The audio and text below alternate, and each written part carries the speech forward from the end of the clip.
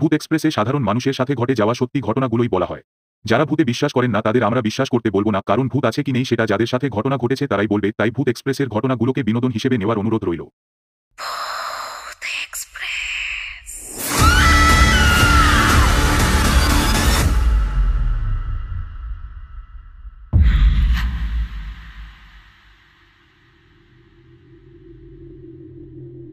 হে everyone, welcome back. সকলকে জানাচ্ছি স্বাগত আরও একটা নতুন এপিসোডে।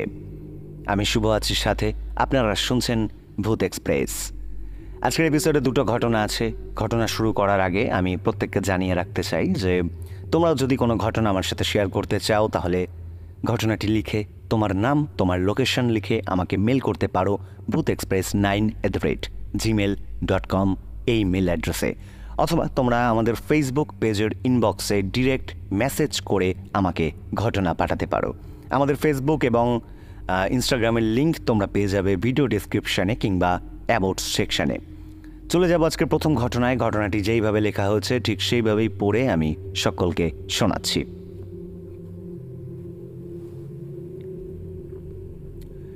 ঘটনা লিখেছেন মোনালিসা চ্যাটার্জি। তিনি যেভাবে ঘটনাটি লিখেছেন ঠিক সেভাবেই আমি পড়ছি এবং সকলকে শোনাচ্ছি।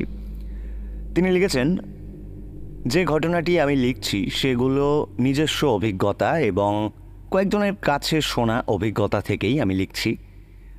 প্রায় 4 বছর আগের কথা। কলকাতার নামি একটি মাল্টি ন্যাশনাল কোম্পানিতে আমি কর্মরত ছিলাম। অফিসটা ছিল সল্ট লেকে।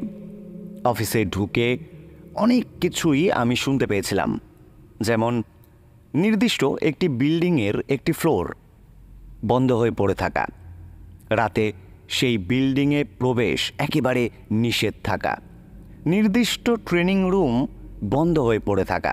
এগুলোর পেছনে কারণ একটাই ছিল, এখানে এমন কিছু অপ্রাকৃতিক ঘটনা ঘটেছে যার ফলে কর্তৃপক্ষ সেই জায়গাগুলো সারা জীবনের জন্য লক করে রেখেছে।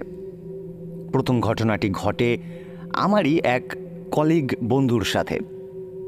ট্রেনিং ফ্লোরের বাইরে বিশাল করিডোর, এক সাইডে কফি মেশিন, অপর প্রান্তে ওয়াশরুম।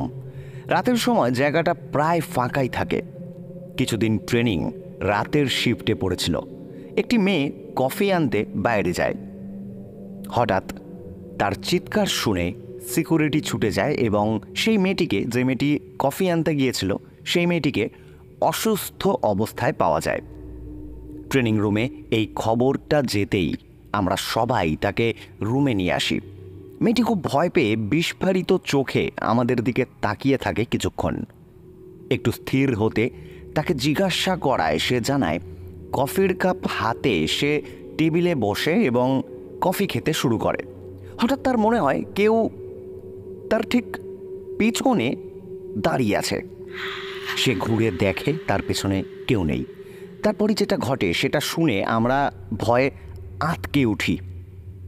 সে বলে সে হঠাৎ টের পায় তার মাথার ঠিক উপরে উল্টো হয়ে ঝুলে আছে একটি মেয়ে এবং তার লম্বা চুলগুলো এসে ঝুলে পড়েছে সেই টেবিলে, যে টেবিলে মেয়েটি কফির কাপ রেখে এক মনে বসে কফি খাচ্ছিল।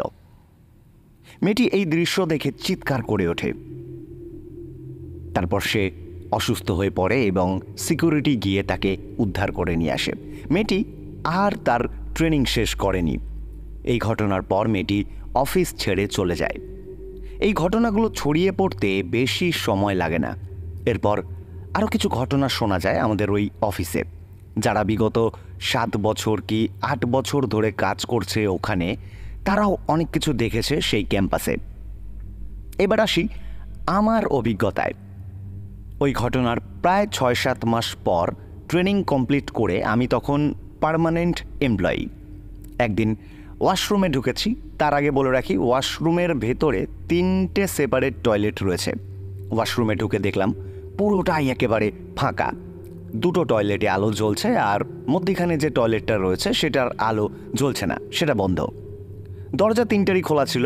আমি যথারীতি বেসিনে হাত ধুচ্ছি আর আয়নার দিকে তাকালে পেছনে টয়লেটগুলো পরিষ্কার দেখা যাচ্ছে। হঠাৎ মাঝের দরজাটা আস্তে আস্তে দেখলাম বন্ধ হয়ে যাচ্ছে। দেখলাম কিছুটা বন্ধ হয়ে সেটা নিজের থেকে থেমে গেল।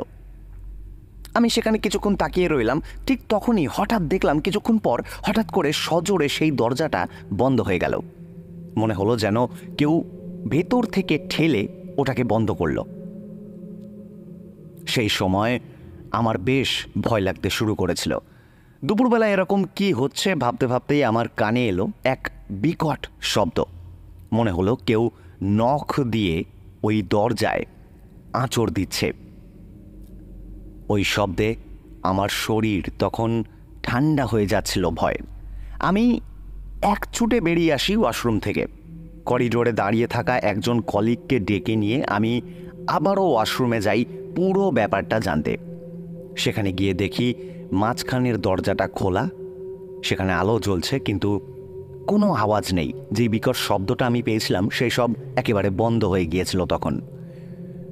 সেদিন ভীষণ ভয় পেয়েছিলাম আমি। তবে এরপর একা ওই ওয়াশরুমে যাওয়ার আর কোনো সাহস আমি পাইনি কোনো দিন। আরেকদিন সেই নির্দিষ্ট বিল্ডিংয়ে যেতে হয়েছিল যেখানে 4th ফ্লোর একেবারে বন্ধ হয়ে পড়ে থাকে। আমাদের অফিসের লিফট সেই ফ্লোরে যায় না। 3rd ফ্লোর পর্যন্তই আমাদের লিফট যায়।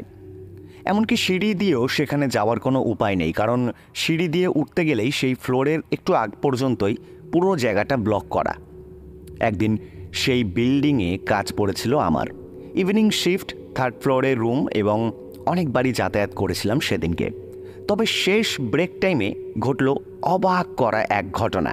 তখন রাত প্রায় 10টার মতো বাজে। ওই বিল্ডিংটা এমনিতেই একটু ফাঁকাই থাকে। আমি লিফটে উঠলাম আর আমার কলিগ অদ্রিজা সে 3rd ফ্লোরে যাওয়ার জন্য বাটন প্রেস করল। আমরা কথা বলছিলাম দুজনে। হঠাৎ দেখলাম লিফটের দরজা খুলতেই পুরোটাই একেবারে ঘুটঘুটে অন্ধকার, কিছু দেখা যাচ্ছে না। এই ব্যাপারটা দেখে দুজনেই ভীষণ অবাক হলাম। লিফটের দরজার ঠিক উপরেই ছিল ফ্লোর নম্বর। তাকিয়ে দেখলাম 4th ফ্লোর দেখাচ্ছে।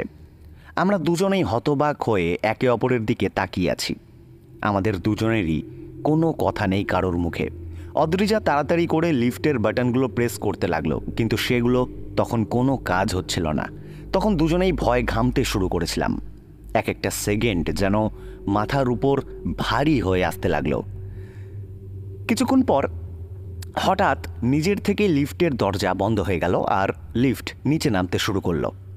একেবারে সোজা গ্রাউন্ড ফ্লোরে এসে লিফট দাঁড়িয়ে গেল।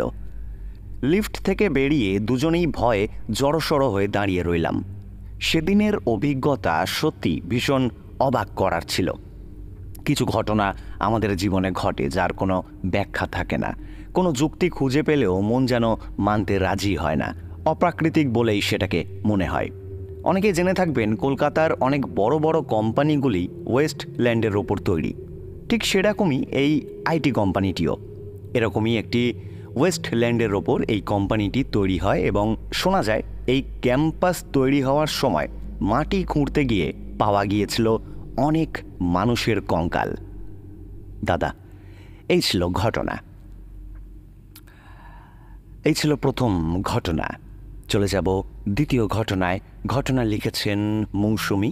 তিনি যেভাবে ঘটনাটি লিখেছেন ঠিক সেইভাবেই আমি পড়ে সকলকে শোনাচ্ছি। তিনি লিখেছেন, ভৌতিক অভিজ্ঞতা এমন একটি জিনিস যতক্ষণ না নিজের সাথে ঘটে বিশ্বাস করাটা ভীষণ কঠিন। আমার এই ঘটনাটা অনেকে বিশ্বাস করেছে, আবার অনেকে করেনি।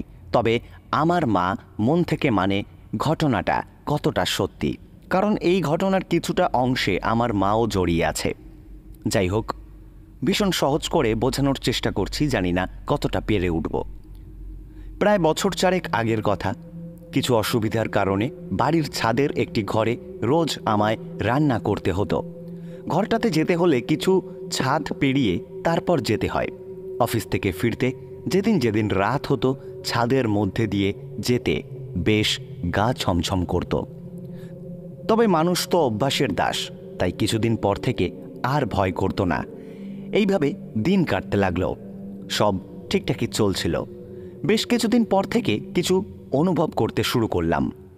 প্রথম মনে হতো আমার মনের ভুল, কিন্তু যতই দিন যেতে লাগলো বুঝতে পারলাম কিছু একটা তো এই বাড়িতে আছে। ঘটনাটা ঘটেছিল হঠাৎ করেই। আমি ওই ঘরে নিজের কাজে ব্যস্ত থাকতাম, কিন্তু অনুভব করতাম অন্য কারোর উপস্থিতি।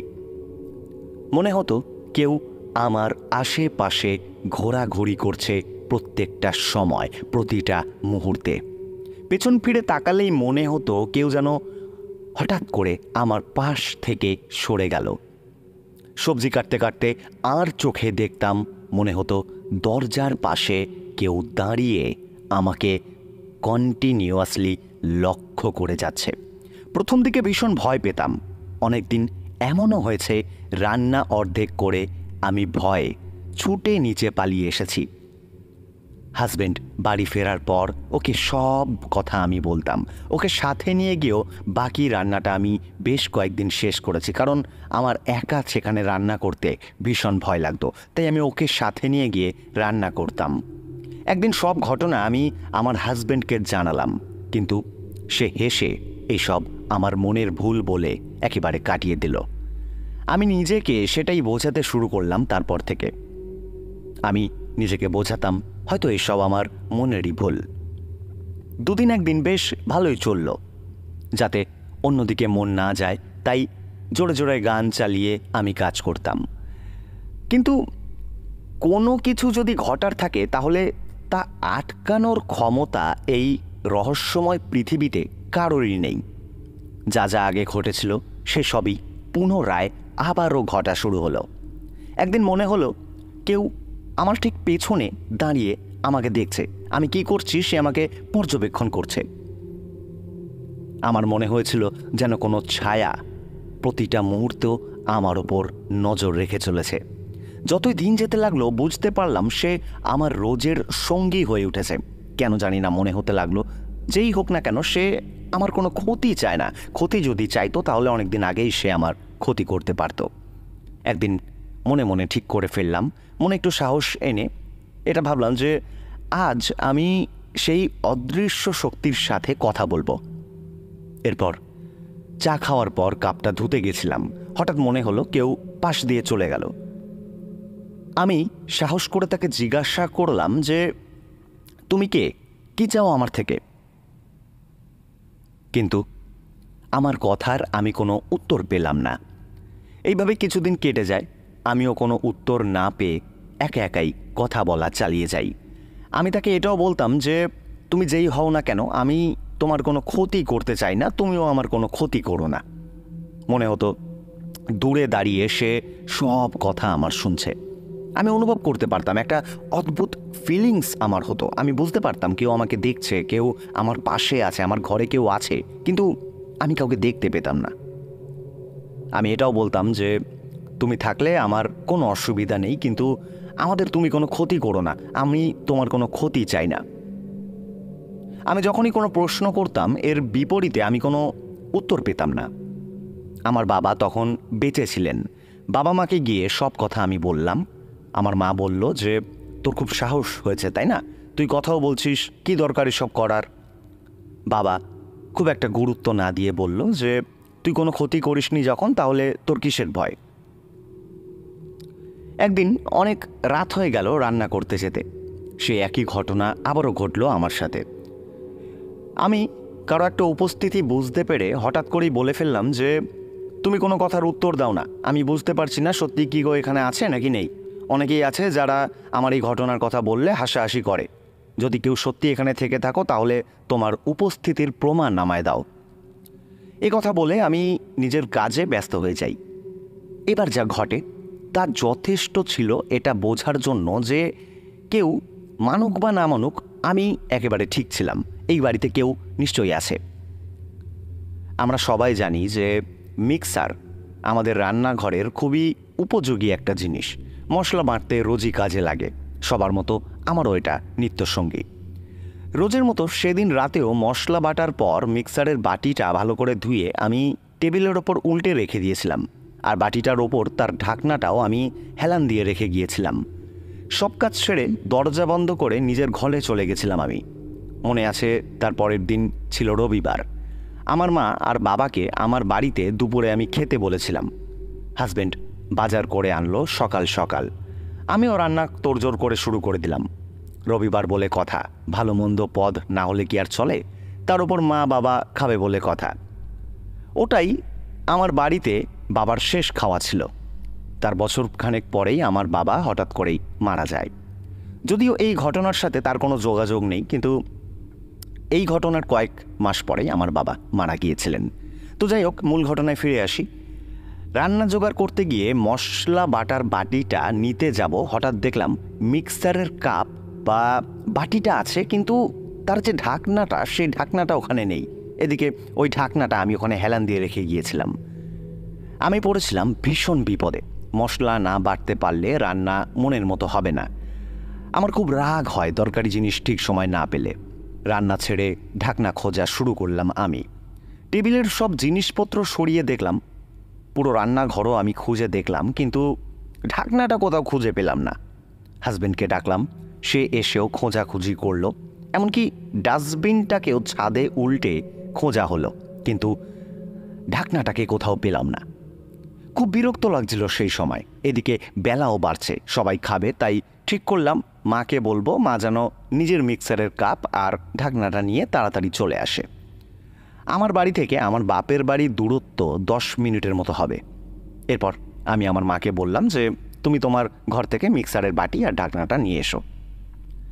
কিন্তু তাতেও সমস্যা মিটল না, কারণ মায়ের মিক্সারের কাপ আর আমার মিক্সার একেবারে আলাদা ছিল। তাই মায়ের মিক্সারের কাপটা আমার মিক্সারে বসানো গেল না।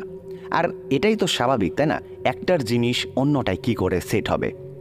আমার মা নিজেও অনেক খুঁজে দেখলো যদি আমার ঢাকনাটা পাওয়া যায়, কিন্তু সেটা কোথাও খুঁজে পাওয়া গেল না।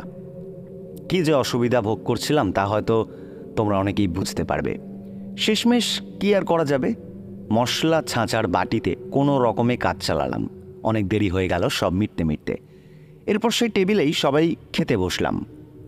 5টা বেজে গেল সব কাজ সারতে, কিন্তু মনটা পড়ে আছে সেই ঢাকনার দিকে। আমার পরিষ্কার মনে আছে, ধোয়ার পর টেবিলে উল্টে রেখেছিলাম রোজের মতো ওই ঢাকনাটাকে। এইভাবে একদিন কেটে যায়। রাতে রান্না করলাম, সব কিছুই স্বাভাবিক ছিল।